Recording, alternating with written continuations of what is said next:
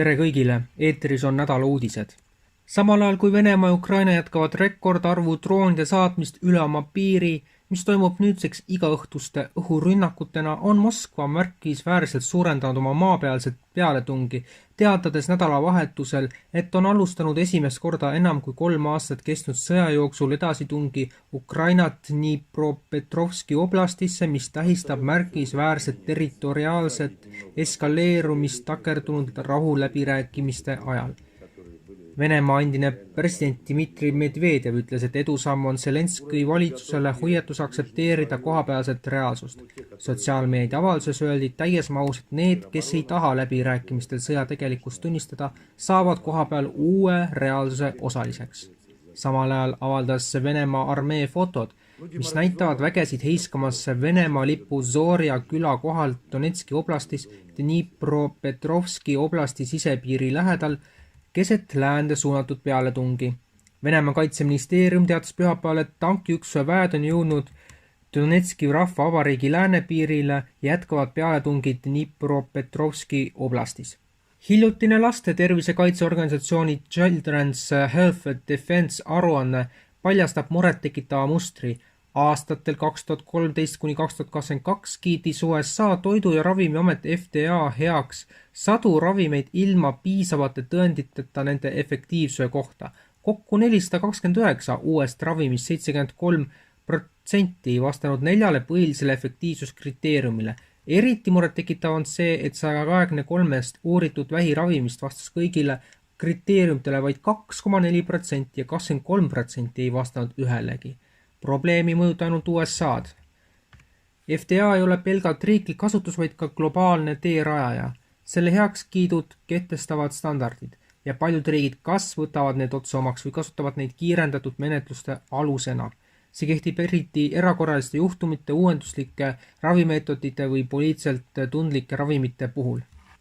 2024. aasta detsembris Hollandi parlamendile saadud suures osas ignoreeritud, kuid plahvatusohtlikus kirjas tunnistas kliimaminister Christian van der Waal avalikult seda, mida paljud kriitikud on aastaid kartnud. Kliimakaitse võib tulevikus olla õiguslikuks aluseks selliste põhiliste kodanikuõiguste nagu liikumisvabaduse piiramiseks.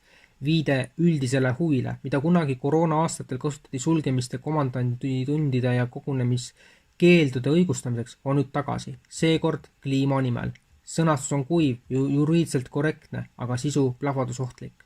Ministri sõnul võiks fossiilkütustel põhinevate toodete reklaami keelata kogu Euroopa Liidus, isegi kui see piirab kaupade ja teenuste vaba liikumist. Eeltingimus, see peab olema proportsionaalne, see tähendab poliitiliselt õigustatav. Igaüks, kes ei mõtle koroonaviiruse pandeemial kasutatud retoorilistele nippidele, on lurjus. Robert F. Kennedy Jr., praegune USA tervishoiuminister Donald Trumpi ajal, on astunud drastilise sammu. Ta vallandas kõik 17 CDC immuniseerimistavade nõuandekomitee ACIP liiget. Wall Street Journali arvamusloos põhjendas Kennedy seda sammu süstemaatiliste huvide konfliktide ja farmaatsiatööstuse liigse mõjuga. Ta rääkis varjatud salaliitest, mis oli hävitanud avalikkuse usalduse vaktsiinide vastu. Vaktsiinide teaduse terviklikkuse taastamiseks oli vaja täielikku taaskäivitust. Kuid see, mis esmapilgul tundub ammu oodatud reformina, tekitab lähemal vaatusel vastuolulisi küsimusi. Ümberkorraldused toimuvad samal ajal, kui seire- ja andmeanalüüsi ettevõtte Palantir Technologies hakkab üha enam USA tervishoiusüsteemis osalema ning Kennedy enda poliitikas on silmatorkavaid vastuolusid. Vaid paar päeva enne ACIP paneeli tagasilükkamist kiitis FDA heaks Moderna uue COVID-19 vaktsiini ilma kliiniliste uuringuteta. See otsus on vastuolus mitte ainult varasemate regulatiivsete standarditega, vaid ka Kennedy pühendumusega seada tulevikus teaduslik tipptase etaloniks. Veelgi ärritavam on see, et RFK Jr., kes on aastakümneid silma paistnud vaktsineerimistööstuse ja valitsuse paternalismi kriitikuna, õigustas hiljuti säutsus niinimetatud geeniteraapiate vajalikkust ja pakkus välja, et need võivad tulevikus saada sotsiaalse osalemise eeltingimuseks. Paljude vaatlejate jaoks on see murettekitav kursimuutus. COVID-19 vaktsiinide hankimisega seotud farmaatsiaskandaal on jõudnud uuele tasemele. Itaalias on esitatud ulatuslik kriminaalkaebus Euroopa Komisjoni presidendi Ursula von der Leyeni, Pfizeri tegevjuhi Albert Bourla ja BioNTech asutaja Ugur Sahini vastu süüdistas neid korruptsioonis, ametiseisundi kuritarvitamises, raskes kehavigastuse tekitamises ja isegi hooletse tõttu toime pandud tapmises. Kaebus esitasid mitu Itaalia ühingut, sealhulgas USA Polizia ja SFD Guardia di Finanza. Nad viitavad Pfizeri sisedokumentidele, mis avaldati USA kohtuasja osana, tuntud kui Pfizeri dokumendid. Ligikaudu 450 000 lehekülge sisemisi uuringuid ja ohutusdokumente sisaldavad väidetavalt tõendid mRNA vaktsiini Comirnaty süstemaatiliselt varjatud riskide kohta. Kriminaalkaebuse algatajad süüdistavad eelkõige Ursula von der Leyen miljardite väärtuses vaktsiinilepingute sõlmimises Pfizeriga tema ametikohal Euroopa Komisjoni presidendina, ilma avaliku hanke, parlamentaarse järelevalve või läbipaistva hinnakujunduseta, plahvatusohtlik. Väidetavalt pidas von der Leyen Bourlaga isiklikult läbirääkimisi tekstisõnumite teel, mille sisu Euroopa Komisjon hiljem ei suutnud leida. Boeingi aktsiad langesid New Yorki börsieelsel kauplemisel 7,5% pärast seda, kui Ahmedabadist London Gatwicki teel olnud Air India Boeing 787 /8 Dreamliner kukkus vahetult pärast õhku tõusmist alla. See näib olevat esimene surmaga lõppenud õnnetus ja kerekahjustus, mis on seotud Boeing 787 variantiga pärast lennuki debüüti 2009. aastal. Sügava kurbusega kinnitan, et Air India lend 171, mis opereeris Ahmedabadi ja London Gatwicki vahel, sattus täna traagilisse õnnetusse. Meie mõtted ja sügav kaastunne on kõigi nende perekondadega ja lähedastega, keda see laastav sündmus mõjutas, kirjutas Air India esimees Natarajan Chandrasekaran X-ile. Praegu on meie peamine eesmärk toetada kõiki kannatanuid ja nende perekondi. Teeme kõik endast oleneva, et abistada sündmuskohal tegutsevaid hädabimeeskondi ning pakkuda kannatanutele kogu vajalikku tuge ja hooldused, Chandrasekaran. Stockholmis toimuv iga-aastane Bilderbergi konverents 2025. aastal äratab taas tähelepanu, nagu Dan Dix oma videos ajakirjale Press for Truth muljetavaldavalt demonstreerib. Tohutu turvaperimeetri üllatava lähedusega vaba müürluse suur loožile rõhutab Dix kohtumise salapärast aurat.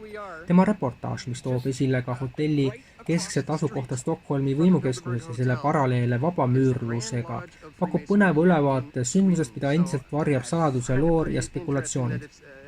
Eriti põnev avastus, mida Dix oma videos esile tõstab, on konverentsi hotelli lähedus Rootsi vabamüürluse suur loožile. Otse hotelli vastas, mille omanik on miljardär pankur Jakob Wallenberg, kes selle aasta kohtumist võõrustab, asub vabamüürluse pealoož, teatab ta. Looži akendel on näha selliseid sümboli nagu ruuduline põrand, punane rist ja silma meenutav kolmnurkne muster. Dix tõmbab paralleele Bilderbergi grupi ja vabamüürluse vahel. Vabamüürluses ei ole madalamatel astmetel ligipääs kõigile saladustele, sarnaselt Bilderbergiga, kus sisemise ringi sees on sisemine ring. See ruumiline sümboolne seos tekitab temas küsimusi ja tugevdab konverentsi salapärast olemust. Hotelli asukoht Stockholmi südames rõhutab kohtumise olulisust. Parlament, kuningaloss ja peaministri kantselei asuvad lähedal. Me asume siin praegusel hetkel maailma suurima võimukontsentratsiooni keskel, tsiteeris Dix ühte intervjueeritavalt. Nii keskse asukoha valik on ebatavaline, kuna Bilderbergi kohtumised toimuvad katkematute arutelude tagamiseks sageli eraldatud kohtades. Saate lõppu veel mõned sõnumid Iraani-Iisraeli sõjalisest olukorrast 13. juuni 2025. Keset tööd sooritas Iisrael täppisõhurünnakuid Iraani pealinnas Teheranis asuvate sihtmärkide pihta.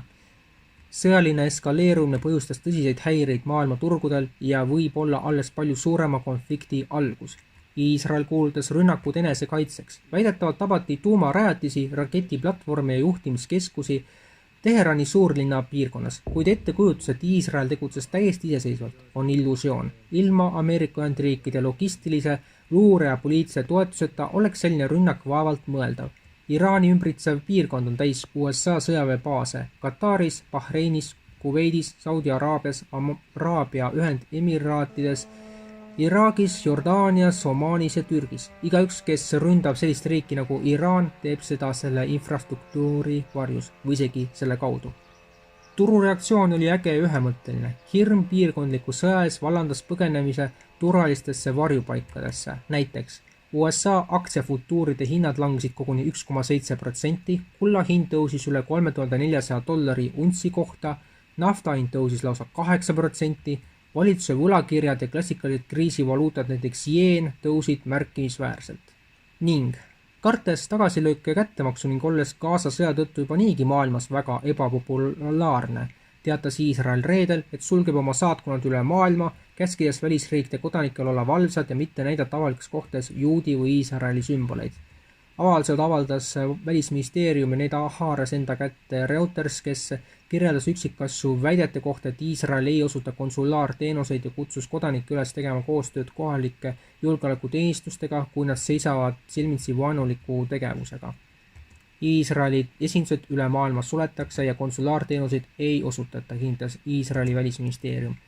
Iisraeli saatkonnad ja konsulaadid üle maailma võtsid sarnaseid meetmeid pärast 7. oktoobri 2023 aasta Hamasi terrorirünnakuid, hõlbustasid reservväelaste tagasipöördumist ja valmistasid ette päästelende.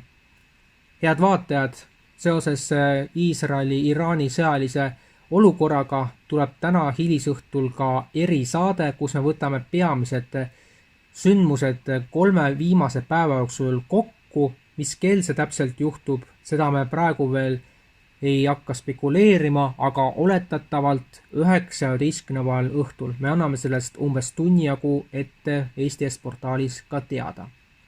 Eesti Est-portaali saab toetada endiselt sõltumatuse tugevdamiseks.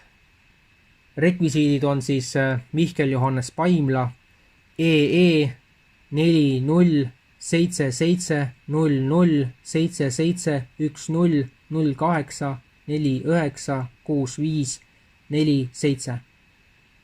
kontonumber on ka näha saate alguse poolde, kus on tiitrid ja päris saate lõpus.